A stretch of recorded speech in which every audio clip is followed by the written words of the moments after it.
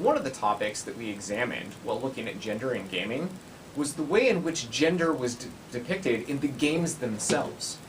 Despite the fact that men and women appear with about the same frequency in many of these games, disproportionately often women were portrayed in sexualized positions, either by the clothing that they wear, the situations that they find themselves in, and the behaviors that they demonstrate. This occurred with an astonishing 97% or more of the female characters that we examined in games. This is drastically different than any of the male characters. In fact, it's very rare that male characters are depicted in any kind of sexualized situation. In fact, one of the issues with this is that females were very, very rarely depicted wearing clothing or armor that made any sense to the situation they were in. For example, in army games, it would make sense to wear various different military attire or armor appropriate to the situation. This occurred around 30.6% of the time for male characters, but only 7.5% of the time for female characters. Beyond just the issues with clothing and armor being poorly matched to the situation that these characters find themselves in, sometimes the actual features of the characters themselves are tweaked a little bit to just points of being ridiculous.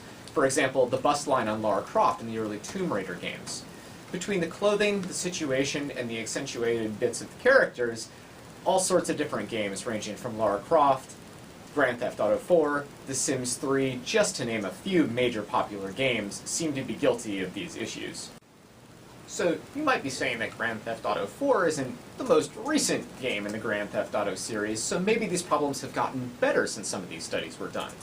Unfortunately, statistics show that these issues have increased from 84% pervasiveness in games in 1992 to over 97% as recent as 2009. So it looks as though the problem may actually be getting worse, not better. And to talk a little bit more about that, here's Daniel. Hey everyone, this is Daniel. I'm going to be showing you guys some of the examples in a few different games of the portrayal of women in video games as a whole. What I've got here is a video game called Smite. It released last year. It's a very popular online game. It has lots of players that play it on a daily basis and has developed quite a few characters for its game. The game revolves around gods and deities from different mythologies fighting in an arena. Now, if you look at some of the characters like Ares, the Greek god of war, you can see that the armor design is very battle ready. You can also see that certain characters like Anubis are represented very traditionally, accurately to their mythology, or to their mythos. There's a few particularly problematic characters that portray women as definitely just sex objects. If you look at Neith, one of the starter characters, you can see that she's in very revealing clothing. Her body shape is the pretty much standard female body shape, that is to say ridiculously skinny and with a large bust and small waistline. She has a few different skins, which are just alternate appearances you can buy for your characters.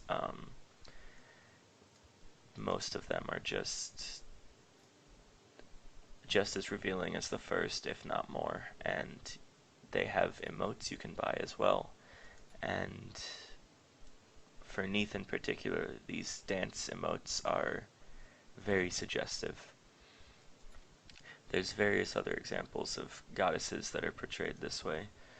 Serket from Egyptian mythology, same body type as Neith, very revealing clothing. Her skins do a lot of the same.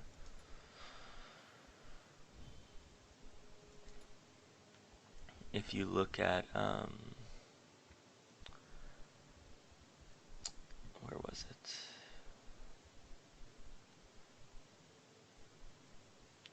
If you look at Athena, goddess of wisdom as well as strategy, she's typically portrayed as fairly battle ready, although you can see that there are definitely some revealing aspects in her armor that don't make too much sense. Why would you have leg armor that stops very conveniently at the butt and thighs? She has various skins, some of which are better, some of which are worse.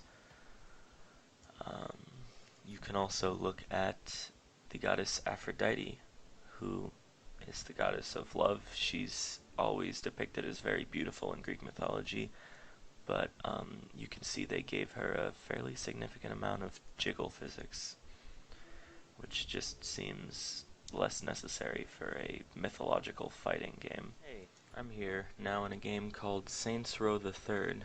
It's a GTA style game. It's called a clone fairly often. It's definitely very inspired by it.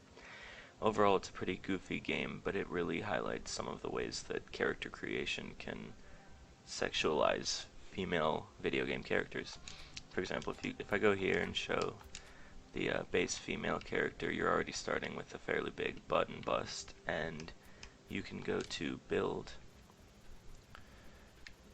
You can edit, basically just based with this triangle. I'll leave it around the middle, but there's a slider titled Sex Appeal, and as you can see, when it's maxed out, it gets fairly ridiculous.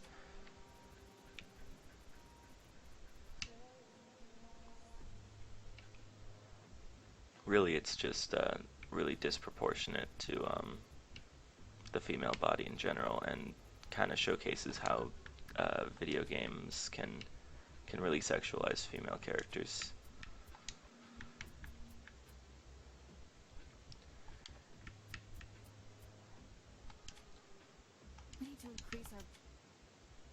You can see that there is definitely some jiggle physics still in here. Fairly sexual. In general, just a lot of this game can be over the top, especially with regards to things like sexuality and female characters. Another problem is the role in which female characters find themselves in games. We already established that male and female characters occur in games with about the same frequency. But are they the main character of the game? Unfortunately not. And of course, for the gamer, it's really important what kind of character and avatar they get to take on while playing the game. 58.1% of the time, the hero of the game is male, while only 34.6% of the time is the character female. And additionally, that tends to swing a lot depending on the kind of game that the gamer finds themselves in. And to talk a little bit more about that, here's Ashley. Okay, go. My name is Matthew, I'm 23, and I'm an avid gamer. When I have a choice between picking a male and a female character in a video game, I typically choose male because I want it to represent me how I am in real life. However, after watching this video, I realized that it can be advantageous to pick a female character, as typically they are smaller, and sometimes that can be good for in a game if you're a smaller target. Many of the issues that we found with gender being portrayed in video games related back to a number of aspects of gender portrayal that we had discussed in class. Very frequently, men were superior to females in the way they were depicted in games, and women were usually left to the sidelines as sex objects or merely small aspects of the plot that didn't have a whole lot of significance. This links back to the part where the aspect that we discussed where much more frequently male characters were portrayed as the main character rather than females. For example, much as we've seen in some of these games, in Killing Us Softly 4 we examined advertisements rather than games that were degrading to women through use of slogans, poses, and appearance of the women that sexualized them rather than gave them genuine merit. Another reading that we examined in class was the AIM framework by Michael Kaufman. In this article, Kaufman advocates that gender issues are often mislabeled as women's issues, and that it's very important to bring young boys into the dialogue about counteracting some of the damage that these stereotypes about gender can do. He argues that he ultimately wants boys to learn to respect, appreciate, and admire women, and this is not at all what we see going on in many of these games. In fact, we see much the opposite taking place with these repeated stereotypes of women as sexualized objects that don't really have a role as main characters and can't really perform any valid function and aren't portrayed at all close to reality in games. In conclusion, the majority of female characters have been sexualized by their clothing, unrealistic body appearance, or scene in which they appear. These female characters are seen as sexy, attractive, and innocent, whereas male characters are viewed as powerful. Males' outfits further reflect their powerfulness due to their overabundance of armor. Female gamers have various gaming experiences when compared to male gamers, and gender stereotypes contribute to this difference. So, how does this relate to the course Women and Gender Studies? With the increasing prevalence of gender stereotypes in everyday advertisements in STEM fields, we have seen that these gender issues have also leaked into the gaming world. Female characters are objectified in games as a prize to be won or unlocked. Just like in the real world, women are presented as an object, such as a beer bottle, a clothing brand, and even sex symbols. We learned a lot about these stereotypical advertisements in the unit where we watched Killing Us Softly 4. Everyone who is exposed to this stereotyping is affected, and thus it reinforces the stereotype in newer generations. Michael Kaufman's The AIM framework showed us how these reinforced stereotypes are beginning to affect the boys in today's generation. Some of the articles and videos we have referenced in this video, such as Killing Us Softly 4 and the AIM framework, are available to read and view, and the links will be posted below. Thank you for watching this talk and gaining insight to gender stereotyping in the gaming world.